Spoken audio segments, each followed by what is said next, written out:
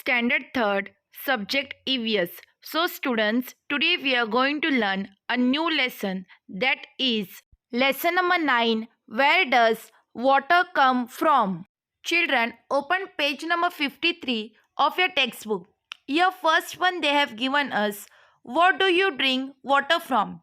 So children, in this picture they have given us glass, lota, bottle, palm of a hand, water tap and tumbler. So children, mostly at home we drink water from glass, lota and tumbler. When we go for a picnic, like when we are in bus or train, we use bottle. But when we go in village side, that time we use palm of our hands and water tap. But children, it's really fun to drink water from palm of our hands and from water tap. Second question they have given us, what is this drinking water stored in? In this picture they have shown us jug, pot, a plastic container, a steel drum, a pot with tap, a big earthen pot and a tank.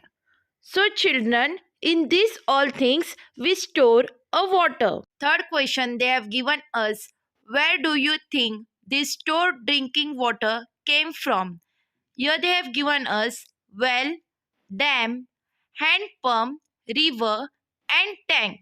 So students, from all this we can get stored drinking water. So children, where does all this water come from? The answer to this question is rain. All the water that we get comes from rain. When it rains, some water flows over the ground, giving rise to rivulets, streams, and rivers. Some water collects in low-lying areas, thus lakes are formed.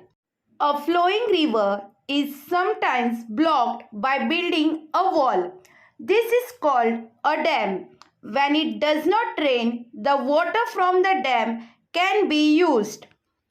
So children, some rainwater seeps into the ground. To obtain this water, we dig wells. This water can also be taken out by using hand pumps and bore wells. Sometimes water in the ground comes out in the form of springs. Some sources of water are formed naturally. However, places like wells and dams are man-made. If rainfall decreases, the water stored in these places also decreases. So students, remaining part of this lesson will be learning in the next lecture.